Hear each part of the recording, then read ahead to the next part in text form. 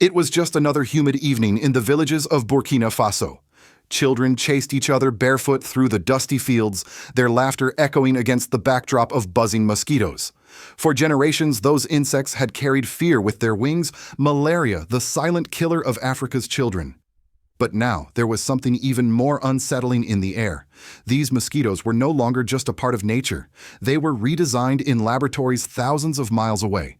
This was the promise of future without malaria, engineered by the genetic scissors of modern science, bankrolled by one of the richest men alive, Bill Gates. The plan was simple, at least on paper: release swarms of genetically modified male mosquitoes that would sterilize the deadly females, breaking the chain of transmission. It was marketed as humanitarian salvation. Yet to the people of Burkina Faso, the truth felt far more complicated. Because in August 2025, the government under Captain Ibrahim Traoré made a stunning announcement: we will not be the world's laboratory. Within days of approving the release of altered insects, the military government reversed course, ordering every single genetically modified sample destroyed. What could drive such a dramatic turn? Fear of science or defense of sovereignty? Was this about malaria or about power? The story unfolding in Burkina Faso is not just about mosquitoes. It is about trust, about who decides the future of health in Africa, and about whether one billionaire's vision should override the will of a nation. And it raises uncomfortable questions for all of us. If science has the power to rewrite nature itself, who holds the pen? Stay with us until the end, because this isn't just another debate about malaria. It is a story about independence, dignity, and the courage of a small nation daring to say no to the global elite. Please share this video if you believe Africa deserves the right to make its own choices, and subscribe if you believe the truth is more important than the headlines. The world first heard of target malaria back in 2019 when a quiet farming village called Bana, home to roughly 1,000 people in western Burkina Faso, became the stage for something extraordinary. Scientists, supported by the Bill and Melinda Gates Foundation and a network of Western research institutions, introduced the first swarm of genetically modified male mosquitoes. These insects were not designed to bite or spread disease. Instead, they carried a genetic alteration intended to reduce the reproductive capacity of malaria-carrying females. On paper, it sounded revolutionary. Malaria kills over 400,000 people every year in Africa, most of them children under 5. By altering the very biology of mosquitoes, science promised to cut the transmission cycle and potentially save millions of lives. For Bill Gates, it was the kind of bold innovation his foundation had become famous for, an intersection of philanthropy and technology presented as a lifeline for Africa. For years, Burkina Faso became the centerpiece of this grand experiment. Researchers from Target Malaria expanded their work beyond Bana, setting up trial sites in other rural areas, each time releasing small, carefully monitored swarms. Laboratories in Europe supplied the modified strains, and a coalition of biologists, social scientists, and public health experts framed the project as both rigorous and safe. The consortium also pointed out that approvals had been granted at every level by the National Biosafety Agency, ANB, the National Environmental Assessment Agency, ANEVE, and the Health Research Ethics Committee, CURS, of Burkina Faso. In their eyes, the science had the blessing of the state and the trust of the international community. But beneath this carefully managed rollout, a storm of skepticism brewed. By August 2025, the program had reached a pivotal stage. On August 11th, the Burkina Faso team, working through the Institute of Health Sciences Research (RS), announced the successful release of a new batch of non-gene-drive genetically modified mosquitoes, part of a continuing series of controlled field experiments. Everything appeared to be proceeding as planned, with legal permits in place and international observers noting the progress. Then, just days later, came the shock. The military government of Captain Ibrahim Traoré issued an order halting the program entirely. In a terse statement, Samuel Paré, chief official at the Ministry of Higher Education and Research, declared that all samples will be destroyed according to a strict protocol. Effective immediately, every genetically engineered insect in the country was to be eradicated. Target Malaria was told to stop all activities at once. The sudden reversal sent ripples across the scientific and political world. For years, Burkina Faso had been portrayed as a willing partner in the Gates-backed vision of eradicating malaria through biotechnology. Now it was the very first nation to slam the brakes, not gradually but abruptly, turning what was once a flagship project into a cautionary tale. The government framed its decision as part of a broader crackdown on foreign-backed NGOs. Since seizing power in 2022, Traoré's administration has been systematically tightening control over outside organizations, insisting that Burkina Faso must carve out its own path instead of serving as a testing ground for foreign interests. And in the case of the modified mosquito program, officials made clear that the risks, ecological, ethical, and political, outweighed the promised benefits. This wasn't just about insects. It was about sovereignty. Burkina Faso's military leaders argued that experiments altering the natural order could unleash consequences far beyond malaria. What if these insects upset ecosystems? What if the technology created unintended genetic shifts that spread uncontrollably? And deeper still, what if Africa's struggle against disease became a pretext for foreign control dressed up as humanitarian aid by ordering the termination of target malaria? Burkina Faso declared to the world that its soil would no longer host projects decided in faraway boardrooms. In doing so, the government placed itself in direct opposition to one of the most powerful philanthropists alive. The moment was historic. A landlocked nation often overlooked on the world stage had just told Bill Gates, "Not here. Not anymore." The shockwave from Burkina Faso's sudden decision was immediate. For years, target malaria had been presented as a shining example of modern science serving humanity. Now, the very country that had hosted its most ambitious trials had turned against it overnight. What followed was not just a debate about mosquitoes, it was a storm of competing voices, clashing worldviews, and rising emotions. On the ground in Ouagadougou, civil society groups erupted in relief and celebration. For activists who had fought for years to halt the releases, this was a vindication. The Coalition for Monitoring Biotechnological Activities, CIVAB, long critical of the project, declared the decision a victory for the people's right to protect their land and future. Their spokesperson Ali Tapsoba spoke plainly. This technology is highly controversial, unpredictable, and raises ethical concerns. The impacts of gene-drive organisms on health and ecosystems remain unknown and potentially irreversible. To them, Burkina Faso had dodged a bullet. Beyond the borders, other voices joined the chorus. On social media, French Togolese activist Agonchi Bahanzin, known for his fiery posts and pro-Russian stance, hailed the government's order as a triumph over what he described as a project financed by Bill Gates and the U.S. Army. For him and many others, the issue wasn't just science, but sovereignty. They argued that African nations were being turned into laboratories for wealthy philanthropists and Western powers. In their view, halting target malaria was not just a health decision, but a strike against what they called scientific neo-colonialism. Meanwhile, the scientific community reeled. Researchers who had invested years in building trust with local communities and gaining regulatory approvals felt blindsided.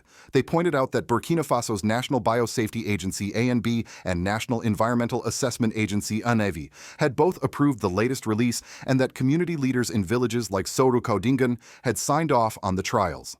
For these scientists, the program was not an act of exploitation, but a careful partnership that followed the law. In their eyes, the sudden halt undermined not only their credibility, but the very possibility of introducing groundbreaking technologies in Africa. Tension reached its height because the decision struck at a deeper question: who gets to decide Africa's future?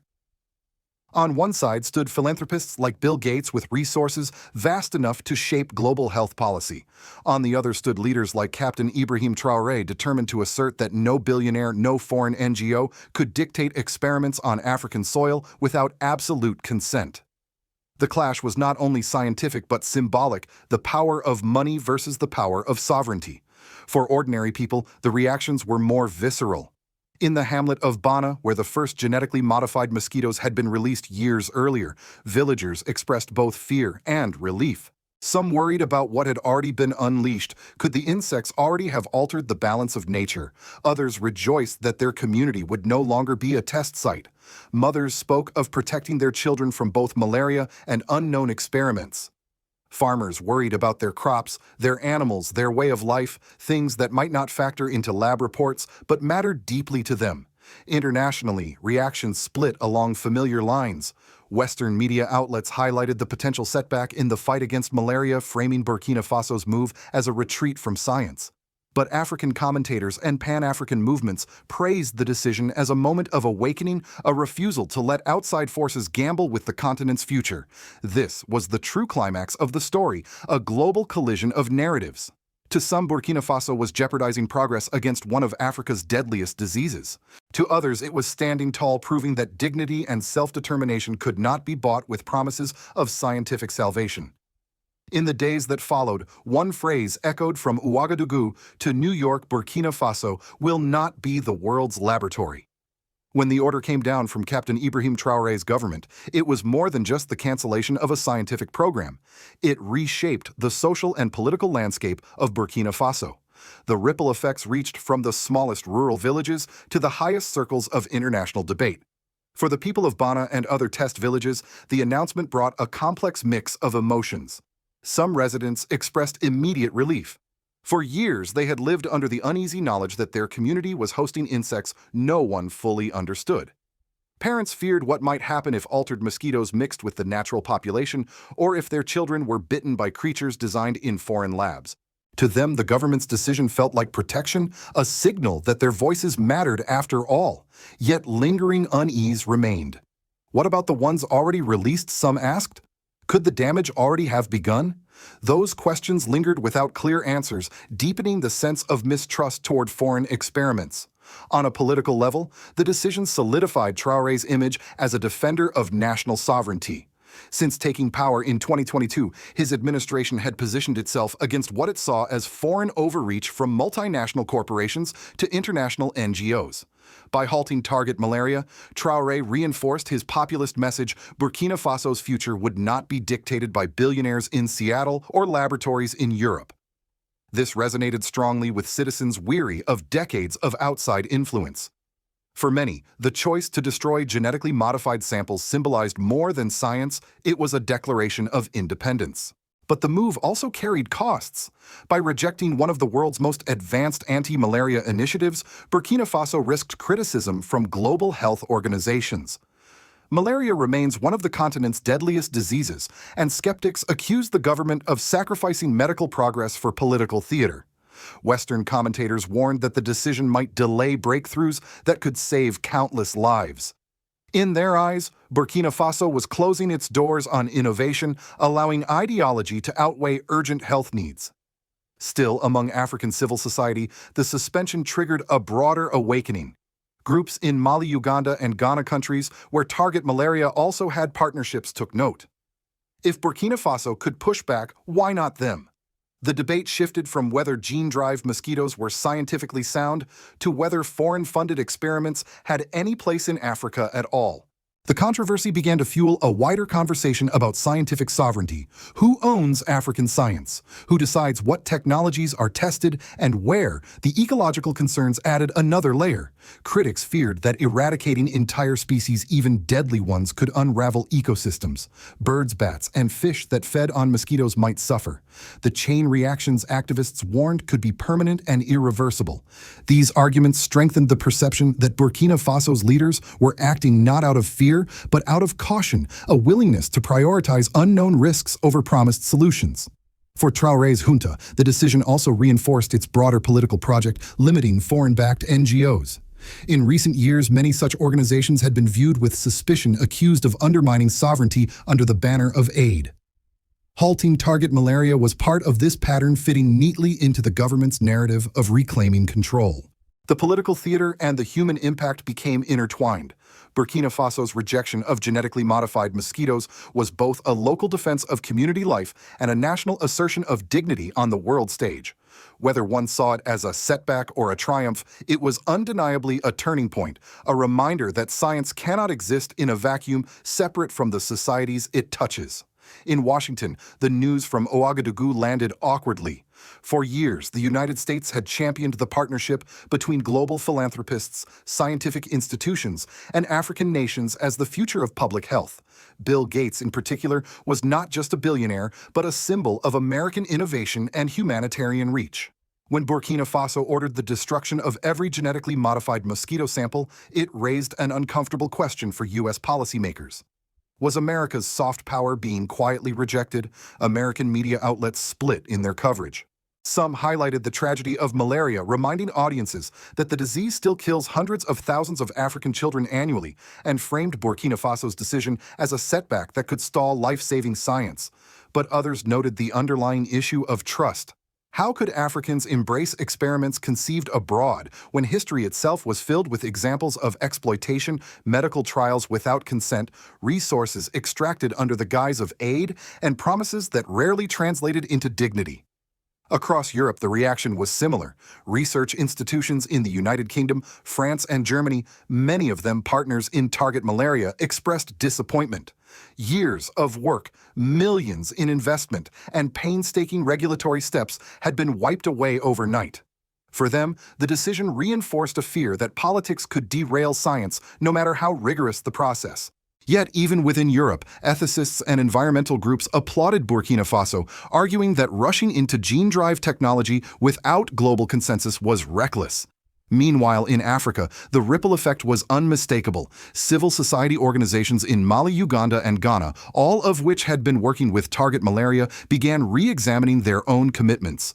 Burkina Faso had set a precedent: if one government could say no, others might follow. In Pan-African forums, commentators described the move as a step toward scientific sovereignty, placing Africa's right to decide above billionaire-backed experiments. Russia and China, too, found an opening. Both nations have sought deeper influence in Africa by portraying themselves as alternatives to Western dominance. Pro-Russian activists quickly framed the mosquito controversy as proof that the West still treated Africa as a testing ground. By applauding Burkina Faso's stance, Moscow positioned itself as a defender of African dignity, an image that resonated with audiences increasingly skeptical of Western aid. For the United States, the stakes go beyond science. If more African nations begin rejecting Western-backed projects, Washington risks losing influence not only in public health, but also in geopolitics. The issue of genetically modified mosquitoes may appear narrow, but it speaks to something larger: whether Africa will continue to embrace US-aligned initiatives, or whether it will chart its own course, sometimes in partnership with rivals like Russia or China. And so the question echoes far beyond Burkina Faso. Was this the end of a medical experiment, or the beginning of a political realignment? In the end, Burkina Faso's decision to shut down Bill Gates's genetically modified mosquito project was more than an act of defiance. It was a warning shot to the world: Africa will no longer be the silent stage for experiments designed elsewhere. Whether one views this as a setback for science or a triumph for sovereignty, it forces us to confront a deeper truth: progress cannot come at the expense of trust, dignity, and self-determination. The fight against malaria remains urgent. Children continue to die every day, and communities live under the constant shadow of disease. But the people of Burkina Faso have said clearly the solution must be one that respects their land, their voices, and their right to decide. Destroying the genetically modified samples was not an act of ignorance. It was an act of caution, a demand that the future of Africa's health be built on consent, not coercion. This decision now stands as a crossroads. Will Africa continue to be treated as a laboratory, or will nations insist on developing local solutions guided by their own priorities and cultural values? And how will the world respond: by respecting these choices or by pushing harder with the weight of money and influence? These are questions not only for Africans, but for all of us. Because if science is to reshape nature itself, the debate cannot be confined to boardrooms in Seattle or labs in Europe. It must include the farmers in Bana, the mothers in Ouagadougou, and the leaders in Accra, Bamako, and Kampala. For the United States and the broader West, the lesson is equally stark: philanthropy and technology alone are not enough. Without trust, even the most promising projects will be met with resistance. Without respect, even humanitarian efforts will be seen as veiled control. And without sovereignty, no partnership can last. So we return to the haunting image where this story began: children playing as mosquitoes buzz in the dusk. Will those mosquitoes one day be gone thanks to science, or will the world learn that the greater danger lies not only in disease, but in forgetting that human dignity must always come first? That question is now yours to answer. Do you think President Ibrahim Traoré was right to stop this project? Was this a victory for sovereignty or a setback for science? Please share this video if you believe Africa deserves the right to choose its own path, and subscribe if you believe the truth is more important than the headlines.